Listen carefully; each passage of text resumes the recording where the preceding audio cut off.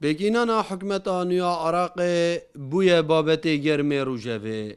Çavdêrên siyasî dibêjin pêdiviya Kurd bê êkê rêzûyê kês beşdarî hikûmetanî bibin ji bo wê yekê ku bişên mafên gelê Kurd desteber bikin.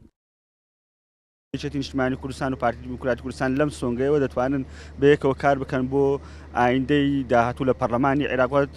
پێم وایە پاکیزەشانش داوا کردەوە بە تایبەتی هێزێکی نیشتیمانی کوردستان داوای لە هەموو لایەنە سیاسیەکان کردەوە بە یەکگرتووی لێماڵی کورد بێ هەموو لایەنە سیاسیەکان کەوانەی لایەنی براون لە پەرلەمانی عێراق لایەنە کوردەکان بتوانن ئەو دەستکەوتانەی کە لە ڕابردوو فراهم کرا بۆ ملەت و کردووە ئەوانەی کەماون و پاراستنی یەک ڕێزی نێوماڵی کوردوە فراهمکردنی بودجە و قوتی خەڵکوە جێبەجێکردنی دەستوری هەمیشەی عێراق بە زامنبوونی یەکپارچەیی و یەکبوونی نێوماڵی کوردی یەکگوتاری نێوماڵی کوردی دەتوانین لە پەرلەمانی داهاتوو عێراق جێبەجێ بکەین چونکە وەزی عێراق ئەو وەزعانیە کە لە ڕابردوو باس دەکراوە ئێستا گەورە تووشی کێشەی گەورە بوون. گرنگێکە گەلەکە یا بەرچاوە و بێگومانە ئەگەر ئەف شاندەیەکەتی پارتی ببیتە شاندێکی کوردستانی لاەن دیر کوردستانی گەل بەشدار بن و دوێ جارێ ناکو هەر سێ جارێت بەرێ بن هەندە سوزێنیان بۆ هەندە دەستکەفتە پوستا بن و ئەفریقا بوو سەر قەڵیە گەلێ کورد گەرانتیەکەدی بهێتەوەگەتن گەرماتیەک و ئێگرتنەکە یا مکم وێجارە بچنە بەغدا.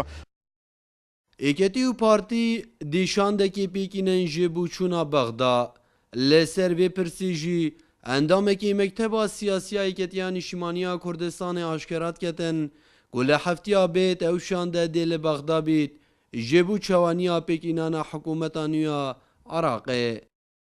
شاندێکی هاوبەشە بینی پارتی و یەکێتی و ئەو شاندە بە بەرنمەیەکی هاوبەش دەچێ ئێمە چاوەڕێن ئەو ئالۆزی کە لە جنوب و ناوەڕاست هەیە کەمەک تەخفیفی لایەنە عێراقیەکان ئامادە بن ئێمە لە چەند ڕۆژی داهاتوو ئینشاڵڵا شاندیمە دەچین.